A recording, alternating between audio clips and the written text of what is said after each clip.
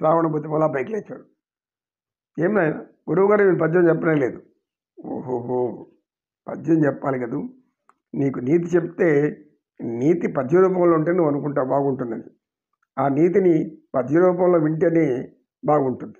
ఇది మామూలుగా మాటలు మాట్లాడితే అందు చెప్పే మాటలే, ఈ మాటలు విని విని విని మా తల పగిలిపోతా ఉంది అనేవాళ్ళు కూడా ఉంటారు. అందుకు నీతిని ఆచరించిన వాళ్ళకి తల పగిలిపోతుంది, నీతిని అనుసరించే వాళ్ళకి ఆనందంగా ఉంటుంది. కాబట్టి నీతి నియమం అనేది మానవుడి క్రమశిక్షణకు అవసరం కాబట్టి అది ఆచరించే వాళ్ళకి ఆనందం.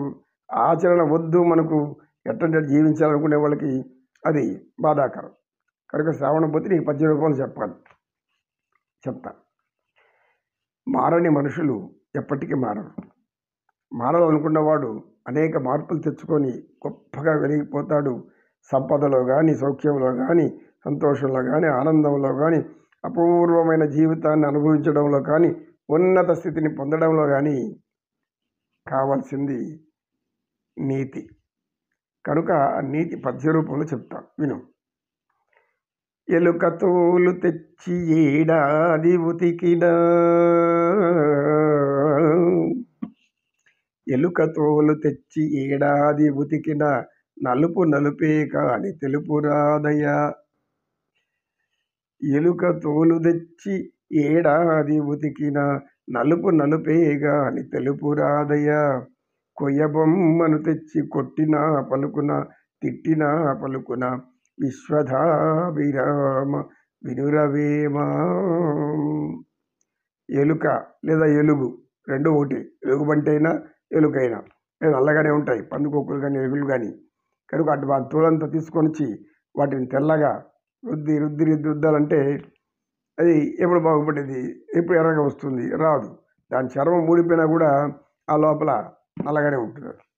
ఎలుగుబంటి చర్మం నల్లగా ఉంటుంది, దాని యొక్క ఒళ్ళంతా కూడా నల్లటి వెంట్రుకలే. అదేవిధంగా ఎలుక కూడా నల్లగానే ఉంటుంది. వీడి యొక్క తోలు తీసుకొని వచ్చి ఉతకాలనుకుంటాడు ఒక అజ్ఞాని మూర్ఖుడు, తెల్లగా రావాలని. నల్లగా ఉన్నదాన్ని తెల్లగా చేయాలంటే దాన్ని వేసి సున్నంలోనో దానికి ఏదైనా రంగు పూసేస్తే తెల్లగా మారిపోతుంది. దానికి పోయి దాని సంవత్సరం పాటు ఉతికి తెల్లగా రావాలని అనేక సోపులు, అనేక రసాయనిక పదార్థాలు వేసి దాన్ని రుద్ది వాషింగ్ మిషన్లు వేసి ఉడకేసి దాన్ని ఆరబెట్టి ఇన్ని చేసినా కూడా తెల్లగా రావు. ఎందుకు వస్తుంది? అది నలుపు నలిపి. అదేవిధంగా మానవులు దుర్మార్గులను మార్చాలి అనుకుంటే నువ్వెంతకాలం ఎన్ని చెప్పినా వారు మారరు. ఎందుకు? ఎలుగుతోలులాగా లేక ఎలుకతోలులాగా వాళ్ళ బుద్ధి అట్లా అక్కడికి ఆగి ఉంటుంది, కానీ దాన్ని మారాలనుకునే స్థితికి వెళ్ళదు. వెళ్ళలేనప్పుడు ఏం చెయ్యాలి? మనం వదిలేసేవాడు, గాలికి వదిలిపెట్టేసాలి. నీ కర్మను పో స్వామి, నువ్వు ఎన్ని కష్టాలు పడతావు పడు, ఎన్ని సుఖాలు అనుభవిస్తావు అనుభవించు, దాని ఫలితాలు కూడా నీకు ఉంటాయి. కనుక మూర్ఖులకు ఇలా చెప్తున్నాడు వేమన. కొయ్యబొమ్మను తెచ్చి కొట్టినా తిట్టినా పలుకున, విశ్వధాభిరామ వినురవేమ. కొయ్యబొమ్మ ఉంటుంది, చెక్క బొమ్మలు చాలా బొమ్మలు అనేక రకాలుగా వచ్చేసినాయి. ఇప్పుడు చెక్కల పైన అన్ని ప్లాస్టిక్ బొమ్మలు వచ్చేసినాయి. ఎక్కడెక్కడ వేరే దేశాల నుంచే మన దేశానికి వచ్చేస్తూ ఉన్నాయి. ఈ బొమ్మలు చాలా ఖరీదు తక్కువ అని చెప్పేసి చిన్నపిల్లలకి బొమ్మలు అంటే చాలా ఆనందం, ఆటలు. వారు తెలియని మాటలు ముద్దుగా మాట్లాడుతుంటారు, ఆ బొమ్మలతో కూడా మాట్లాడుకుంటారు. దాన్ని పలకరిస్తే అది పలుకుతుందా?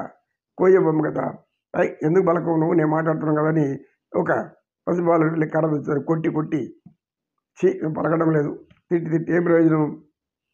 అది బొమ్మ ఎందుకు మాట్లాడుతుంది ఏం చేస్తుంది? కనుక మూర్ఖులు అజ్ఞానులు అలాంటి కొయ్య బొమ్మ లాంటి వాళ్ళు ఏమిరా అంటే తమోగుణ స్వభావులు. ఈ తమోగుణం అనేది వారు నిండుకొని ఉంటుంది. ఈ నిండుకొని ఉండడంతో వారిలో మార్పు రాదు. కానీ త్రిగుణాత్మకమైన ఈ సృష్టి, త్రిగుణాత్మకమైన ఈ మానవ జీవితం సత్వగుణం, రజోగుణం, తమోగుణం అనేది ఖచ్చితంగా ప్రతి మనిషిలోనూ ఉంటుంది. సత్వగుణం కలిగిన వారు మారాలి అనుకున్నప్పుడు మార్పు చెందుతారు. అంటే మీ అజ్ఞానంగా ఉన్నంతవరకు మారకపోవచ్చు. వారిలో జ్ఞానం ప్రవేశించినంత ఏ గురువుల వలనో, ఏ దేవత వలనో, ఏ దైవం వలనో వెంటనే మార్పు ప్రారంభించుకుంటారు. తమని తాము మార్చుకొని తమని తాము ప్రశాంతంగా ఉంచుకుని దాని వైపు నడిపించుకుంటారు.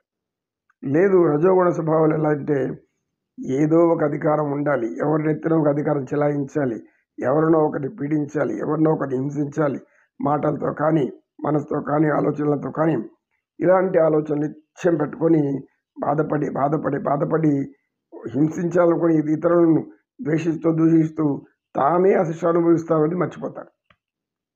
మనసు తను ఎలా ఉన్నానని తన గురించి ఆలోచించుకోదు. తనకు మానసిక సమస్య వచ్చిందని మాత్రమే ఆలోచిస్తుంది. అది మారాలనుకుంటే అది పోతుంది. ఎలా మారుతావు? నీలో ఉన్న ఆలోచనలు అవి మార్చుకో, దారి మార్చు. నువ్వు అదే దారిలో పోతుంటే అట్లే ఉంటావు. ఒక వ్యక్తి ఒక కోనేరులో కూర్చొని ఆ కోనేరులో ఉన్న నీరుని తీసుకొచ్చి మొత్తం పూర్తిగా బయట పోసేయాలనుకున్నాడు. కోనేరులో కూర్చొని ఆ కోనేటి నీటిలో స్నానం చేసుకుంటూ ఒక చిన్న చెంబు ఎత్తకపోయి ఆ చెంబుని ముంచి ఎత్తకపోయి ఆ పక్క పోసాడు. ఎన్ని సంవత్సరాలు అయితే కోనేరు నీళ్ళు ఖాళీ చేయగలుగుతాడు? పూర్తిగా తీసేయగలుగుతాడు. 10 జన్మలు ఎత్తాలి. ఎందుకు? కోనేరు అనేది చాలా పెద్దది, విశాలమైన జలాశయం. ఆ జలాశయం నీళ్ళు బయట ఎప్పుడు పోసేది? కనుక ఇలా ఉంటారు రజోగుణ స్వభావాలు. ఎందుకు? నేను అనుకున్నదే జరగాలి, నేను చెప్పిందే చెయ్యాలి. అది ఎక్కడ ఏదైనా సరే అడవిలోకి వెళ్ళి అక్కడ ఒక అద్భుతమైన భవనం కావాలి నాకంటే కట్టి తీరాల్సిందే. ఎందుకు? రాజశాసనం. అడవిలో అద్భుత భవనం దేనికయ్యా అంటే నీకెందుకు, మాట్లాడద్దు, నేను చెప్పింది మాత్రమే చెయ్యి. అడవిలో భవనం ఉండి ఏం చేసుకుంటుంది? ఈ ఊరిలో ఉంటే ఏదో ఒక పెద్ద భవనం, అందరూ ధర్మమేదో అధర్మమేదో, దుష్టులు ఎవరు మంచివాడెవరు, నీదే బాధ్యత. గోవింద రక్ష మాం రక్ష. కృష్ణం వందే జగద్గురు.